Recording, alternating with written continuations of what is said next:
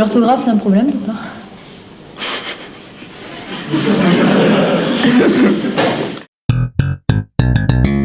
On le dit, on le répète ici et là, l'orthographe n'est plus ce qu'elle était.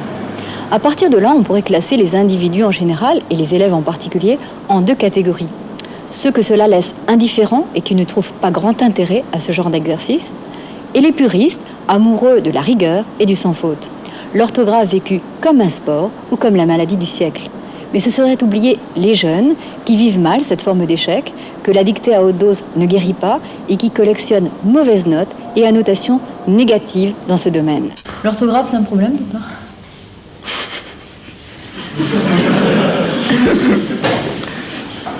Vous étiez obligé de me poser cette question?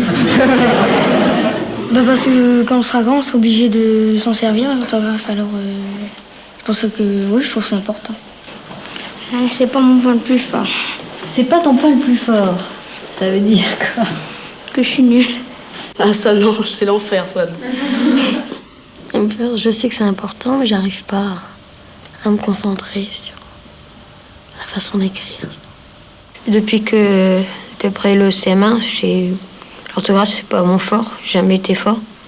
Puis jusqu'à la 5e, ça n'a pas amélioré, quoi. C'est toujours pareil. Donc, des fois, j'essaye, mais j'y arrive pas. T'es découragée? Moi, c'est parce que ma note habituelle, c'est en dessous de la moyenne. Donc, je n'ai pas jamais réussi à aller au-dessus. C'est une question embarrassante? Oui. Oui. Ouais, je vais répondre quand même. Oui, c'est un problème. Quand on est petit garçon au collège, virgule, on se lève trop tôt.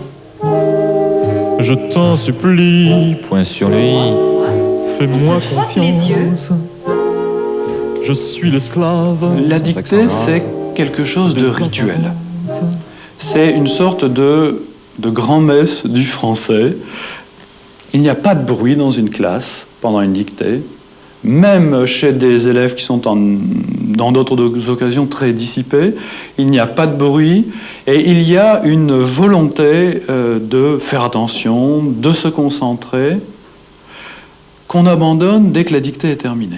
La dictée Bernard Pivot, on a un magnétoscope à la maison, on l'a enregistré puis on l'a fait après.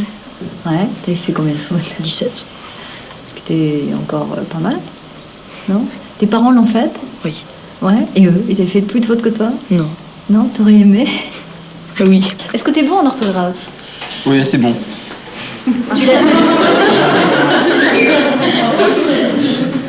Tu l'as toujours été ou... Oui, toujours, j'ai jamais eu de difficulté. T'as jamais été négligent à ce niveau-là? Non. Moi, j'écris bien, c'est parfait.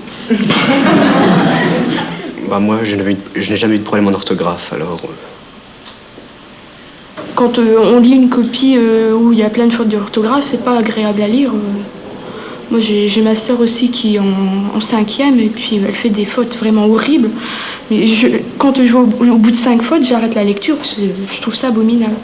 Alors je crois que c'est un point sur lequel beaucoup de gens sont extraordinairement attentifs.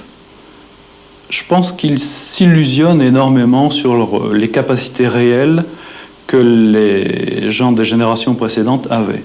Je crois que certains maîtrisaient parfaitement l'orthographe et qu'il y avait une part importante qui arrêtait sa scolarité relativement tôt, qui, elle, connaissait de réels problèmes d'orthographe. Mon père est toujours en train de me narguer avec son orthographe et... De toute façon, moi, ça me dérange pas. Hein. C'est-à-dire, il te nargue avec l'orthographe? Il me dit toujours, tiens, t'as fait une faute, là, tiens, t'as fait une faute, moi, j'en fais pas. Parce que vous recrutez quand même à un niveau assez élevé.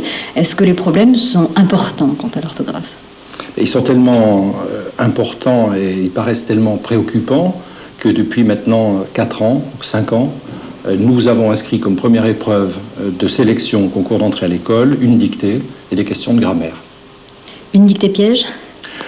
Une dictée piège, évidemment, pour les gens d'aujourd'hui, mais une dictée qui n'aurait pas fait frémir un candidat au BEPC des années 60. Je crois que ce qui m'a fait changer, c'est surtout les points en moins que j'avais dans mes devoirs à cause de l'orthographe. Alors je me suis un peu forcée à mieux l'écrire, mais bon, en grandissant, on s'aperçoit que ça a son importance. Je crois que la langue française est complexe, tout le monde le sait, que la maîtrise de la langue, c'est une longue patience, c'est un investissement, Et je crois qu'on a trop répandu l'idée qu'on pouvait apprendre la langue sans peine, sans larmes, sans effort.